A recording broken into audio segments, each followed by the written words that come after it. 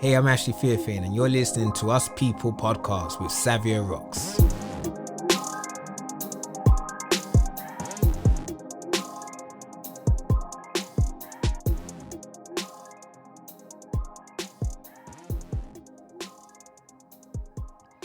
Hey listeners, and welcome to another episode of Us People podcast. I'm your host Savia Rocks, and before I introduce my next guest, I have to tell you some facts about them first. My guest that I have was British champion for 18 months. He was world number 4. He's achieved 50 wins. He fought in 12 different countries, in Ghana, USA, Denmark, Germany, Luxembourg, UAE, Romania, England, Mexico, Denmark, Hungary, and of course St. Lucia. You were brought up in West London, Paddington. Yeah. Let me welcome my lovely guest, who's been making me laugh ever since you got here, Ashley Theophane. Thank you so much for joining me today. It's all love, it's all love. One thing I have to say is congratulations, you've actually become a qualified coach. Yes, I have. How is that for you? You know what? It's good because it was never a goal of mine. So to achieve it and then do it, it's, I've always just fought. I've never had to coach. So, I learned stuff on it, and I'm proud of myself. It's another thing to add to my bow. But how was the actual training itself? Was it intense or? Well, it was because we had a guy who's been doing it for some years, and he basically, because I fight and I was the one there who's kind of achieved like so much, and these guys were guys who actually coach, and they're just coming there to get their qualifications. Yeah. And so it was kind of weird to be on the other side learning stuff, what you have to do, what you have to know, what you should try and teach. Yeah. And it was kind of like to teach kids as well, like to teach a lot of kids or young folks. So it was good because that's like the next stage of kind of what I wanted to do. So in America, a lot of my American friends, they saw I had passed, and they was like, why do you have to do a course when you're qualified because you've had so many fights? Yeah. And I was like, nah, over here, because over there you just can be a coach and you're a coach. But here it's not the same. We have to do certain qualifications to get that. Do you find that as a plus or a negative? You know what? It's good and bad. I didn't really mind because I had the time, and I just didn't mind. But if you're in America, you just turn to a coach. You just be a coach. Like, you don't need to ask no one for anything. You just be a coach. I am a coach. I'm doing this. So I've been in America for so many years. And there's some great coaches there. So, it's whatever works with you, innit? So I haven't really got no issue with it. But it's also another thing to say, I'm proud that I did this. Because I think a lot of the guys thought that I would go there and think that I'm automatically supposed to pass because of who I am or what I've achieved. But because I was just so cool and I was wanting to learn, I think there's been some world champions that have gone there and they failed. Yeah. Because they went there like, I know more than you. I've done this and that. You haven't done anything.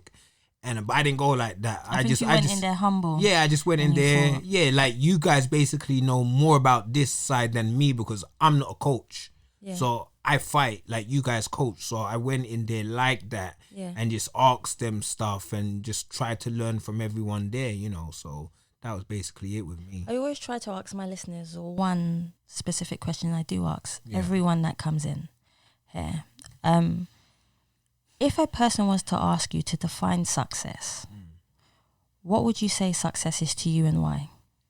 To me, I think success is achieving your own goals or trying to achieve your own goals. So it's not what outsiders think are like they're doing good because of this or that. It's, what you set yourself out to do. Yeah.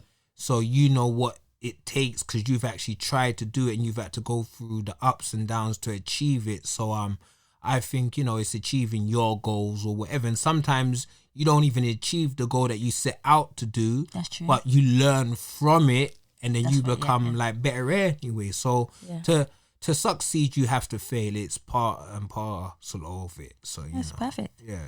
The first time you ever lost a fight against an opponent. Yeah. Yeah. How did it make you feel? And how did you get yourself back up to being positive again and going forward? Yeah. For me, that was 2005. I think February or March at Hackney Empire. So I remember it. I remember the guy's name, but me not promoting him. but yeah. So I lost. I think I had won 5 or 6 straight. Then I lost this fight here. I believe I won it, but I lost to the judges. I lost, and I was very sad. And for me, it was kind of one of those things. You have to stay believing in yourself and just go back to working. And in the sport that I do, you have to believe in yourself even when no one else does. So that's just kind of the mindset that I've always had.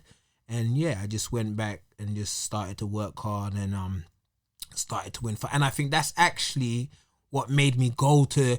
I always wanted to go to the USA, but I had lost that fight. I think I had lost that fight, and then I was like, I have to go to America because I don't want to lose. I think I don't want to lose again, and then my dream don't come true. I can't fight in America. So that fight there, so I made my pro debut 2003. I lost in 2005, and that was the first time I went to the USA. So that kind of made me make the effort to go over to the USA to kind of make my dreams come true of wanting to fight over there. Yeah. So, sometimes you lose, but as I said, a loss isn't a loss if you learn from that loss, and it drives you on to a next phase in your life. It pushes you. Yeah. Yeah. What are the challenges you face as a boxer, and what advice would you give someone else out there that wanted to start doing boxing the age you were when you first wanted to start doing boxing, but in today's terms? So if they were going to start now, but they're like how you were when you first had that dream in your head that you want to be a boxer.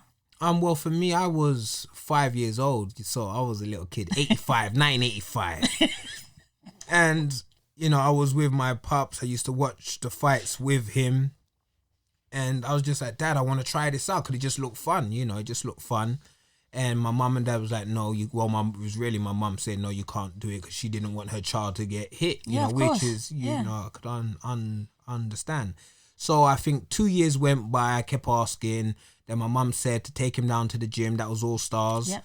And then, I had the best time in there. It was fun. I was a little kid. I laughed and stuff. So 7 years old, 1988, the dream began. And then I just started going to the gym that was just down the road from where we lived. And so for me to, to tell a child, I always say, if you want to box or whatever it is you wish to do, you have to find a place what does it, And now we can go online, so it's easy. Just go online, you find out where you have to go, and then you just go down there. But sometimes it's not even that. Boxing does so much that it's not just about you going there and you stay in shape. Like, you can make friends that you would never meet in your life. That's true. Even as a kid, I was 8 years old, and I used to play with kids who I never knew, who we lived in the same area. Yeah. But I would meet them there, and then we would become friends. It's just so cool. And like growing up now, 31 years have gone on, and I've been all over the world now, but I've made friends for life. Yeah. Like through this sport, like where I don't have to box no more. And we will continue to be friends. Like one of my friends in America, like he messages me like nearly every day. Yeah. So which is nice. Which is good. So nice. Like connections there. So I there used to be, when I went to New York, I met a Jewish guy. He used to fight. He now promotes some of the biggest names in the sport, Dimitri Salita, and he liked me. We got on. We used to spar. It was good. And he used to fly me over there to spar with him. So I had to live with him at times. And I didn't even know about Jewish folks and all of this stuff. And then, he used to eat the food. And then I had to eat the food because I used to live with him. So he had to say like what I have to do with the knives and forks and this and that. Yeah. So like it's cool. Like, I learned so much stuff, and I met like different folks. He used to go to speak to the Jewish kids and that. So hence again, I'm saying, like it's a sport, but then you make so many friends and you learn so much about yourself and about like others as well. So I think that's one of the best things. Yeah, so it's a good thing. So you just go to the local gym and you will learn more than the sport. That's true. You learn more than the sport. You know what I'm saying? Is true. So It's all good. If you had to relive one memory, Yeah. what memory would you choose and why? To relive. Oh man, that's a good one. It probably would be my cousin, because he died. When did he die? He died 2006, I think. So he was my cousin that I grew up with from childhood. We were 2 weeks apart, and and he was more like my brother. You know what I'm saying? Like so many stuff that I went through in life. He was right there. If it was good or bad, it was with him that I went through it, and he would support me. I used to do track. He would come to Wells to watch me run. He would come to my fights, so no one else would. Yeah. And it's so weird that he used to tell folks about me, like, yeah, my cousin fights, blah blah blah. He's gonna be all right.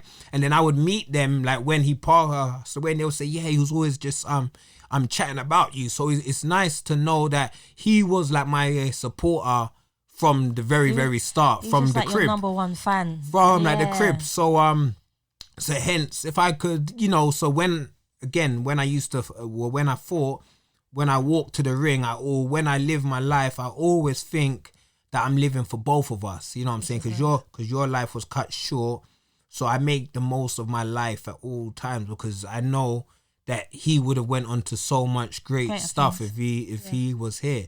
So that's probably what I would go back to, is to live sometimes like with him. You know what I'm saying? Because he's always in my mind. Or even my godmum as well, because she died some years ago, and she was like another mum to me as well. So, you know what I'm saying? Those kind of moments there where you just have to think in your head, you know what I'm saying, when you learn off them or you experience the good times and the bad. So I probably would say like one of those two would be the ones I would bring them back to live again. You know what I mean? It's all good. I've watched a few of your interviews. All right.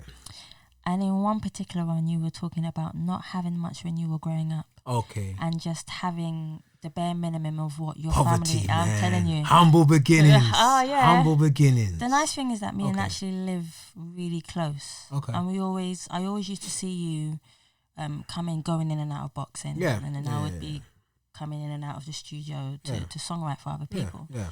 It was really nice. But if I could ask you, if you had the power to change anything in the community, what would you change to help people?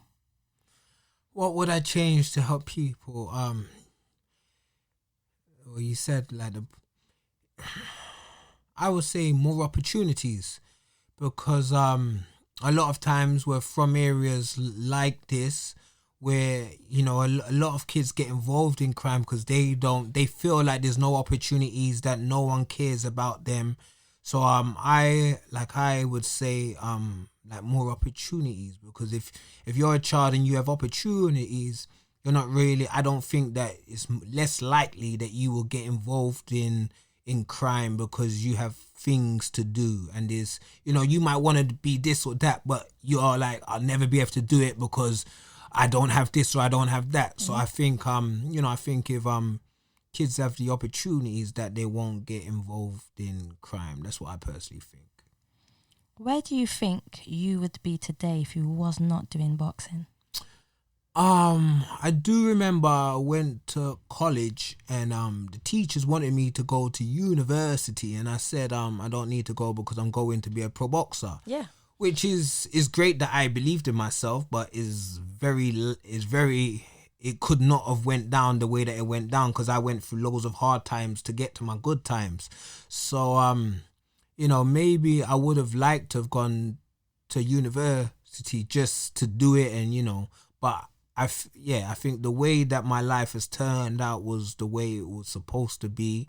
But with all the downfalls, if I didn't have those downfalls, I wouldn't have reached like the good points, because those steered me towards those. So I would say that the bad stuff, it happens for a reason. That's true. And it's a way you it affects you. You know what I'm saying? If you I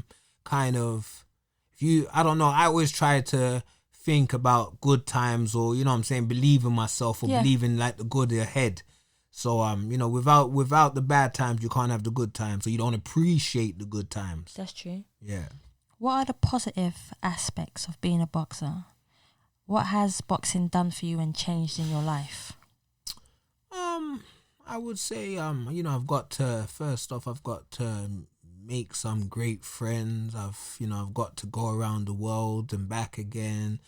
I would say I've been able to do what I want to do in life. I think there's sometimes, I don't want to say like the financial thing, but sometimes when you get paid, you can do what you want to do. You can do more. Yeah, you can do more. I know you could still be rich. You could be rich and still be sad, but you can still, if I want to get on a plane, I could get on a plane. Like there's certain things. No, it's true. That It just gives you, finance gives you that financial freedom. Yeah. But I think it's more about how humble you are with the finance that you have. Yeah. There are different types of people that have finance. So there'll be one person has it and then they just don't care and spend it. Yeah, you can be rich and be an arsehole and, don't. No, because it's the truth. It's pointless you being rich and you don't give back. That's true. That's the worst. The worst type is. But do you find that there are more of those type of people in the world than the ones that do give back? No, because I think that a lot of folks who they do good, but they just don't speak about it. I think there's a lot of folks who, I know there's two sides to it. They say that they film it to show what they're doing, so more others will want to do that too, which I get that. But I know so many that have helped me, and they've never spoke about it, and they've never posted about it. Yeah. But they've helped me, like financially, all otherwise. And those, that's like 3 of the men who's helped me the most in my life have been 3 men who's never spoke about the good that they've done for me and for others. Yeah. So no one would really know if no one doesn't say that they've done this or that. That's true. You know what I'm saying? No, that's fair enough. Yeah. What is the funniest moment that's ever happened to you? Regardless if it's on stage or just in general when it comes to boxing. Have you had any funny moments that you remember? I can't say. Well, for real, there was one in America when I was in the showers and I was chatting with the guys. Denisha Smith, he come with some ice cold water and he threw it over the shower, and then I started to scream and stuff. So so that was entertaining for him, I guess, and the guys in the changing room. But, man, I'm sure I've heard you answer this one, but I'll go through with it. All right, go on. What is the toughest fight you've ever had? Go on. And how has it helped you mentally to prepare yourself for other fights going forward? I'll say the toughest fight. There's been 2, but I'll say one of them was my first fight in the USA. Yeah. Because I lost it, and it was like 2008. 2008, yeah, 2008, and it's like my dream come true, and I've wanted this my whole life. Like 20 years it took me to get to here from when I started to the thing. I get it, and then I lose. Like my dream's over, and like for me, like. You feel like it's a bad way to feel that you achieve your goal and at the same time you fail, and I pissed blood that night as well. So it was very hard fight, but again, it's how you take that loss and it's how you come back. Yeah. So I lost that fight, and then I regrouped, and then I went back to the USA. And then I fought a guy who used to be world champion, had fought Floyd Mayweather as well. And he was supposed to win, but I believed in myself. I took the fight on 10 days notice. And then I beat him. So I won. And then, so after that, I was now on, I lost my first fight. So the dream was over, but then I still believed that I could come back. I came back, I won. And then they're like, who is this kid? He just lost, but how do you mentally prepare if someone just gives you a 10-day notice and say, okay, you got 10 days and you're going to have this fight? Well, at the time, I was training for a fight. So basically, as a pro boxer, you should always be in the gym because that's your job. Yeah. That's your job. So you should always be in shape, whatever. It's more being down to the certain weight you have to be because you don't walk around at the weight. So it was more to do with that because I was supposed to fight a month after that. So I was in shape. Okay. But when I saw the fight, I was like, I know I could beat this guy because I actually saw his fight before that. where he fought a big fight, and I was like, I know I could beat him. So it was weird that it came up, and then I got the opportunity, and I just jumped at it. It was 10 days, but I was like, I believed I could win, and then I won. So sometimes you have to take a chance. If you don't take no chances in life, you don't know, and you might never achieve your goals. So you have to take a chance, and you have to take a leap of faith, and you have to believe in yourself. That's true. What is the one incident in your life that has made you reevaluate your life and the direction that you want to be in or go into?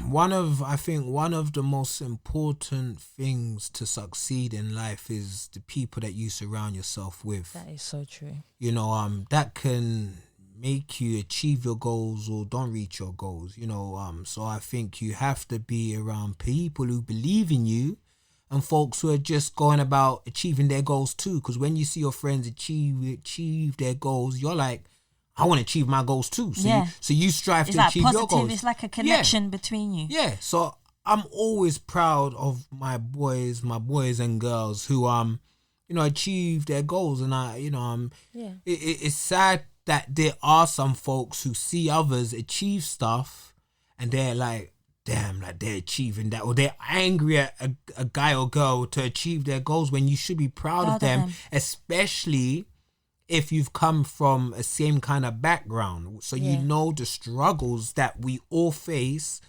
and then you would hate on them. Like, that's like the worst kind of thing. Yeah, I was going to say, that's most probably one of the most saddest things. Yeah. And it's disappointing that the people in your area can actually want worse for you rather than better. Yeah. Knowing that they can achieve that as well if they just put in that hard work. But that's what, again, sometimes, folks, maybe they don't feel that they achieve their goals in life, so they're upset with the way that their life turned out, so they don't want you to achieve yours as well. When, there's some folks who are in this area who I've seen doing well in life achieve their goals, and even if I don't know them, I'm proud of them because we come from the same background.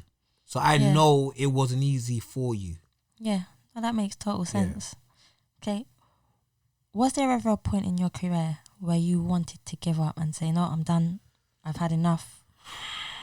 What stopped you? With boxers, I think it's the opposite. You want to keep going? We never want to retire or stop. That's another question I wanted to ask. Oh, is it? Okay. It's what is the life expectancy of a boxer? I would say my age.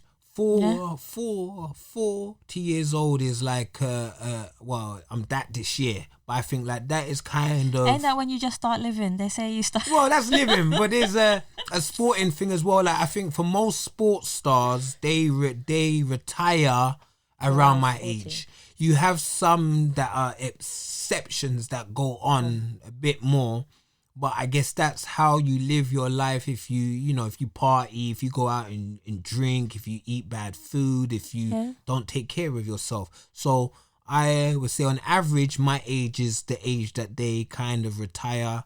And so that's basically that. So it's kind of a lot of boxers do not retire when they should retire. And that's kind of, but sometimes it's for like, there's one guy, he was British champion and stuff, but he continues to fight because to take care of his kids. Yeah. So, but it's sad because I think he's like got 10 years on me, but he's still boxing. So he's getting hurt, but no one can force him to retire. And he's like, I have to take care of my girls. He might get paid lump sums if it's 10 grand or 20 grand. So that helps to take care of his kids. What about him though? Yeah. It must be affecting him. Yeah. It mentally must be, and physically. Yeah. It must be affecting him. So it's very sad that the one thing we can't be forced to retire. Like, you can't be forced to retire in this sport. So hence it's important that you do other stuff outside. So when it is time for you to retire, or you are starting to lose, or you're not the same, that you can retire. So hence I like a lot of my friends who have retired or have stopped, and they're doing other stuff outside. So I'm always proud. Again, I'm always proud to see when guys who used to box have retired now, and they're doing good stuff outside of the ring. So I like to see my guys that's still doing well, because then it gives me hope for when I do retire. Yeah. That like I'm gonna be alright to do other stuff, and hence I done the course the other day, to get for when it's time for me to walk away. That I You got have some something other under stuff, your belt. yeah, and I'm lined up, because you don't want to retire and then you don't know where to go, because that's why as well a lot of ex guys who retire, they go and drink and drugs or like depressed, because they're like, damn, I don't know what to do now. What is next? So it's scary, because you just don't know. And if it's been, hence I've done it for 30 years now. When you have to change your life from something you've done your whole life, that's why a lot of us, we hit hard times. So it's you know what I'm saying, it's not an easy thing to do. You parted the company from Mayweather Promotions. Yeah. I remember we spoke about this earlier on. Okay. You was with him for, is it 6 years? Is that correct? I had a deal for 6 years, but I left after 5 years. Yes. What happened? It was basically, the first 3 years was great, but I fought for the world belt. I lost that fight, and then after that, I got the headline, which was a big thing, to headline in Las Vegas. Yeah. Very big. And then, but I had like 2 fights in 2 years. Okay. So that's not enough. That's not enough. So I just basically just spoke to these two bosses, there's Floyd and Leonard. And I just asked, if I could, just leave a year earlier, because I said I wanted to fight back home, but I also wanted to do like a world tour. And I was like, you got all the kids here, I'm an old man now, just let me do my thing. You're not old man. But to the sport, yeah, for real. But for the sport, so yeah, like he was like cool, and then we parted. But that's what I'm saying. I saw them in December because I flew over there to watch my friend fight, and I left on good terms. So I tried to leave on good terms, because you never know. That's true. I might have like a young guy who I want to sign with them or whatever, and they might sign my guy when I'm, If you had more fights with him, yeah, do you think that you would have stayed, or do you still think that you would have parted ways and just gone on to do your own thing? Well, I had 1 more year left on my deal, so I could have stayed, and I love the life out there. Like there's sometimes I watch my friends over there and I miss it. I miss being over there. But for what I wanted to do within those like last 2 years or the 18 months, like I had 10 fights. I had 10 fights across the world. Yeah. So the last 2 years was good 2 years for me. Like that's the reason why I left, because I didn't get fights. I had 2 fights in 2 years, and then I had like 10 fights in 2 years. Yeah. So why I left was a good reason to leave, but at the same time, sometimes change is hard. Yeah. And you know what I'm saying? So it worked out well for me for what I wanted to achieve. I achieved my goal. But at the same time, sometimes it's always hard to say bye when you enjoy a spot especially if you love it. Yeah. So it was nice over there. A lot of the guys over there, I was friends with them and stuff. So on the business side, I had to leave. But on the relationship stuff, like I'm friends with majority of them guys for life, so it's always good. It's cool, yeah. You know what I'm saying? I can go over there and visit them. I just won't live there. Tell me a little bit about your boxing club. Yeah, I've seen the website. Okay, yeah, it's coming together. Yeah, tell me a little bit about it. Well, again, that's what I'm saying. As we've been, we've had our little chat. It's like you have to set your goals for where you wanna be. So hence, I want to retire soon. But there's no point me retiring if there isn't anything there. So hence I'm trying to put the work in now to have, a gym so I can retire, and then I can just do this gym. So hence, I'm saying I've got the websites there. And it looks really good, guys. You should check it out. Yeah, it's going well. And so I'm doing my course that I have to do my course, and now it's just kind of to find a place where it's going to be. So these things take time, but you're definitely on the right track. Yeah, I'm trying to make it come true. You're definitely on that. And the nice thing about you, Ashley, is that you're humble about what you do. Mm-hmm. I interview people all the time, and I get different personalities, different egos. But the nice thing is, as soon as you came in, you were laughing. Okay. And that says a lot to me about who you are as a person. So keep doing that. Well, we've always been cool. Yeah, no, that is true. You're done. No, we've always been cool. No, that We is see true. you around Yeah, and we're cool. but I'm the so quiet one. You always know that. It's So all good. It's all good.